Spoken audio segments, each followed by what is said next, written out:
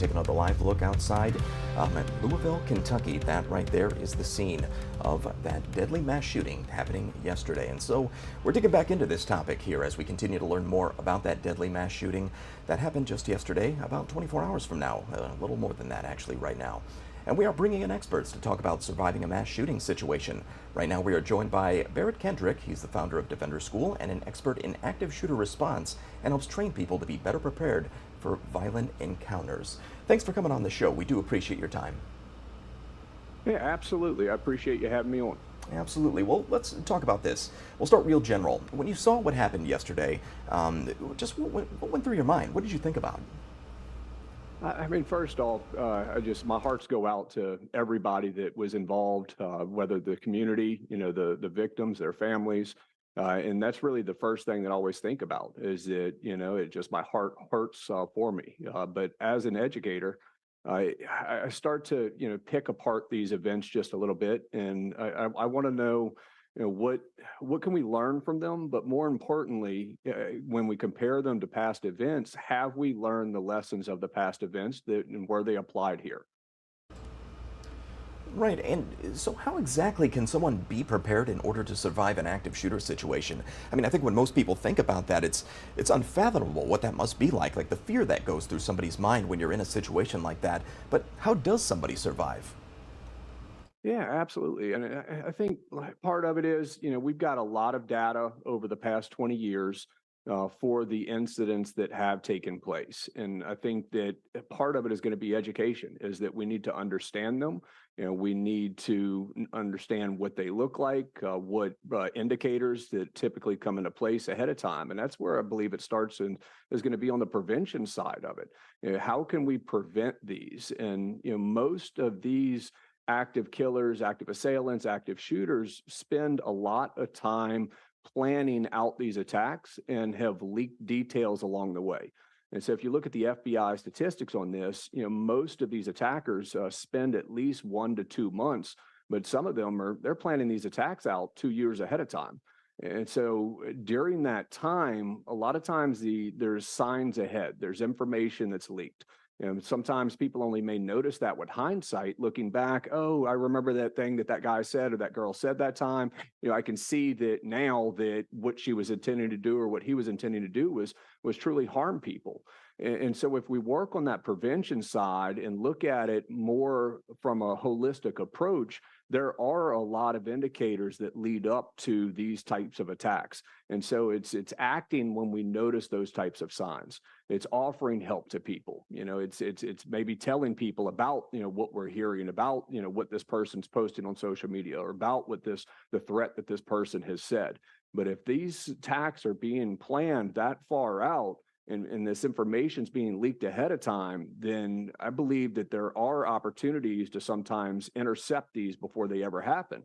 And we've seen that, plenty of times people are, notifying the authorities about, different threats or about different factors that have come into play, and they have prevented that attack entirely. And so I think that that's the best case scenario, is it doesn't even happen to start with. But once it takes place, then knowing and being prepared and having a plan of action is going to be the next biggest step there. And it's got to be a proactive plan. It's got to be action based. And I think that this is where a lot of times that these incidents, they've gone on longer than they had to, simply because maybe somebody didn't have the best plan or they wanted to act, but they just did not know what to do. And when you read through the different accounts and eyewitness testimony of the past events, that's a lot of times of what we find is that somebody was wanting to do something in the middle of it, but they just did not know what to do. And that's the education side of it, is stepping in and preparing people.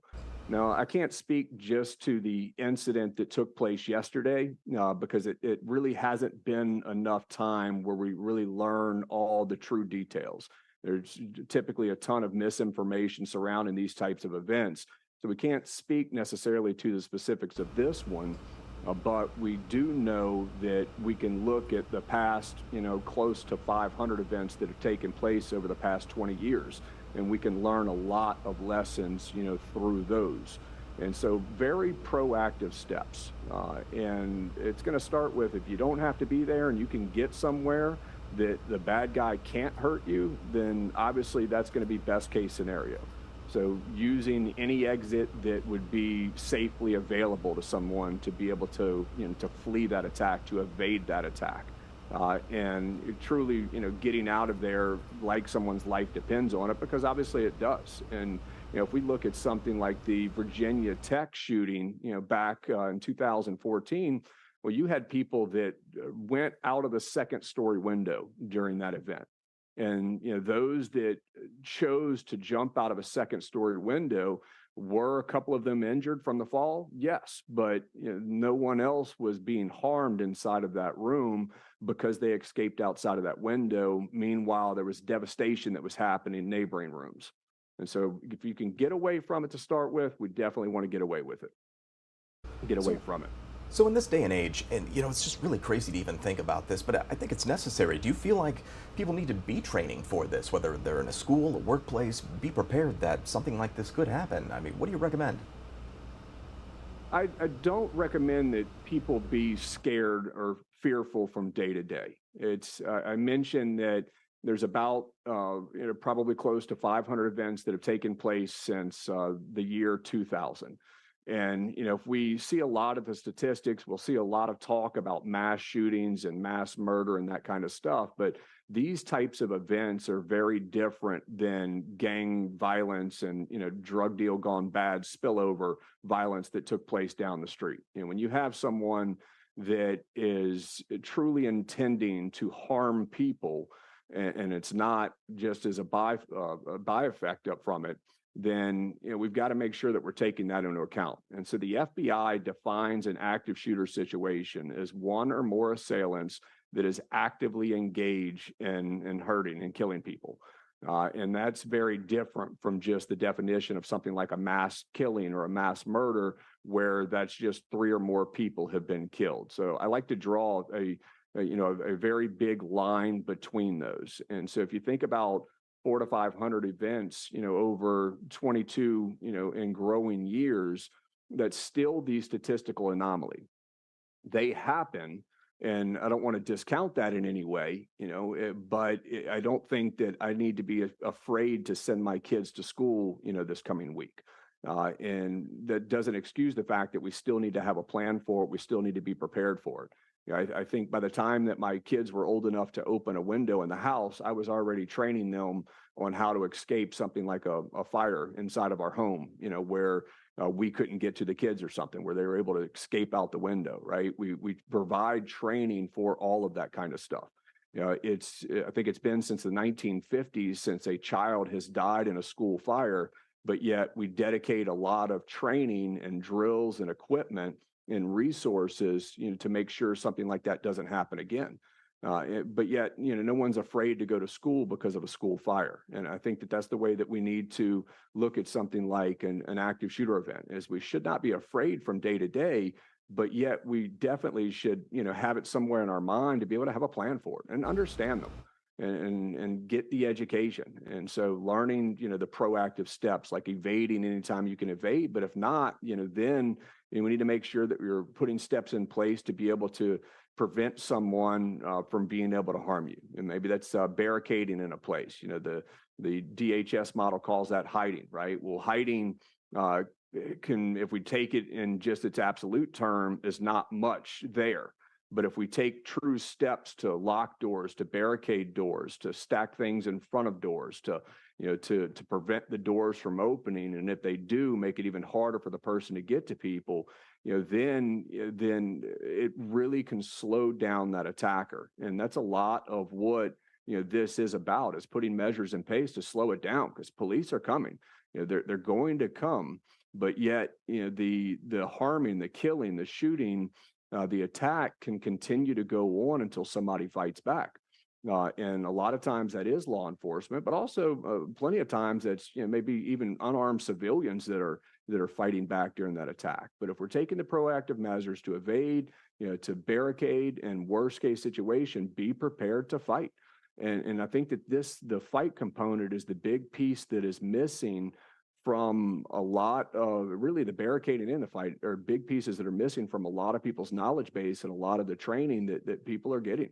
It's got to be action-based steps. We've got to be prepared to be able to act. And a lot of times there are opportunities that present themselves during these types of events to be able to fight back or to take steps to make it better for everybody involved. So I don't think anybody should be, scared to live from day to day, but we definitely need to have the knowledge, need to understand them, and you need to have a plan in place. Very good points there. And of course, when an event like what happened in Louisville yesterday occurs, the big question is why. People want to understand, why does somebody do something like this? So I wanted to ask you, do you know much about the profile of somebody that commits a mass shooting like this? What kind of people do this sort of thing? This is strange. When you look back, as I mentioned, the FBI heavily studied this since 2000. And so you can read about, all of these types of events and look into the data, and they generally will put out an annual report. And so for 2022, that report hasn't come out yet. But the latest comprehensive report that they put out was a study from the year 2000 to 2019. And so if you look at the events that took place, it was roughly, I think, about 340 events that took place over that time. Ultimately, what you find is there's not a profile. We can label that most are male, but really that's the only big piece there. But there's females. There are female killers, there are female shooters. But some have zero, really education, and others have doctorate degrees. You have people that have just struggled financially, and then you've got people that are rich, that commit these types of attacks. You've got those that have served in the military. You've got those that haven't served in the military. And so when you start to try to assign a profile, there's not one. And if we look at some of the details that have come out just in the past 24 hours about this recent shooter, that's the same thing. Is that it's not someone that you would typically look at and think that he's the killer down the street. Now like I said, we may learn a lot more details, in the coming months, about that may change that. But ultimately, there's really not a face of an active shooter. They're all over the place. But what we do see is there, are some common motivations, that come into place. Notoriety, being a huge one, is that they a lot of times they feel like they've been wronged. Somebody has hurt them, somebody has wronged them, and is somewhere along the way, they snapped, but not snapped in the sense of snapping today in the sense of an impulsive style attack. As I mentioned, most of these are being planned out over multiple months and even longer. And so this is typically something where somebody is sitting on something, they're stewing on something, and then maybe there's an event that triggered it this day, but the attack was already in motion for months on out. And so there's not really a profile, but typically speaking, a lot of times you will see that these people have been isolated from society, at least along, the past months, maybe years, but not always the case that comes into play. But you will see definitely people that are looking for the notoriety. And this is why the FBI has strongly recommended and told us that, look, we should not be putting the names and the faces of the shooters out here. Is because this is what leads to copycat crimes, is that ultimately, when somebody wants notoriety, they're wanting you to put their face, they're wanting you to talk about their background, they're wanting you to talk about their name, and they want to go down and being remembered.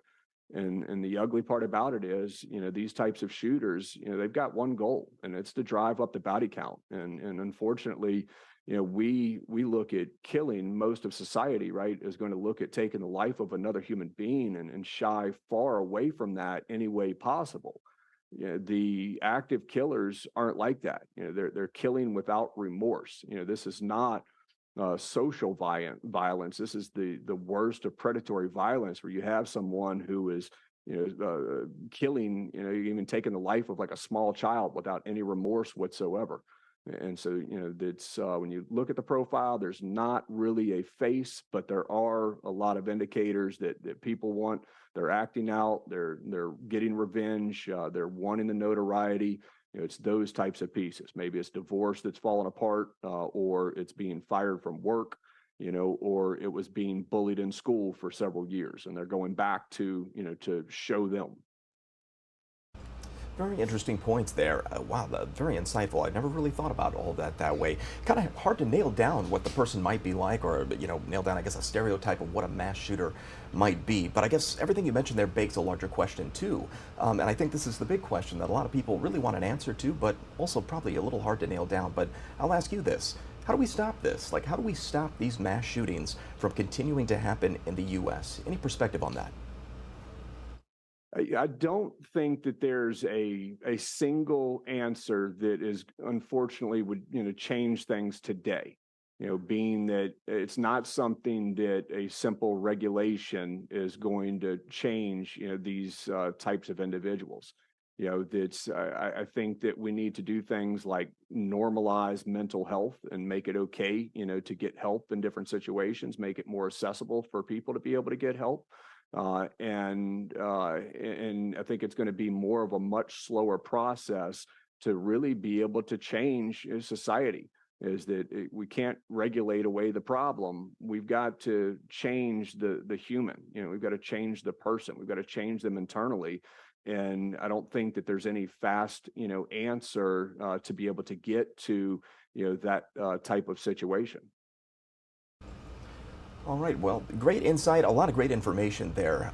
It's just crazy that we have to be talking about this yet again here in the U.S. But I want to turn it over to you because I've asked all the questions I have, but I want to ask you, is there anything I missed or anything you want to add that I didn't ask you about? No, I think that we've talked about some good information. I think I really wish if people would go from here is learning more about it, learning, looking at the past events. There's so many different lessons that are learned in blood. There's so many different lessons that have learned that have cost people lives in the past, and yet history continues to repeat itself many of times. And so I think that that's, the biggest step is in the short term. We do need to be better prepared. We do need to be able to set ourselves up for success and not repeat the mistakes that have happened in the past. And, if you're seeing signs in someone and you're seeing these indicators, and those indicators are, starting to stack up because you're looking at that person holistically and you see the issues that have arisen over the years, then do something about it. To say something to someone about that, if you truly think someone is the next, school shooter. And so I think that, learning more about them, understanding firearms enough to know how to be able to mitigate risk around them, or understand them enough to be able to fight back. And I mentioned earlier, there's lots of opportunities that have presented themselves in different types of attacks. And somebody wants to act, but they don't really, they've got too much fear around the guns to be able to act. But there are opportunities that have presented themselves numerous times, and they've been capitalized in these situations numerous times, where you've even had, as I mentioned previously, unarmed civilians that did things to stop that attack or to prevent it from going any further, along. So I think that we just need to be prepared. We need to understand them. As a company, we provide, free training, to help understand the previous attacks. So we go through different active shooter situations and go through the detailed the reports and help people understand, the different types of events, so that we don't repeat those situations again, and that we, or do things to truly get law enforcement there faster, but get the attacks stopped quicker as well. Absolutely, all great points there. Barret Kendrick with the Defender School there, an active shooter response expert with a lot of great insight this morning. Sir, we do appreciate your time. Thank you so much for joining us. You take care. Thanks for having us on. All right.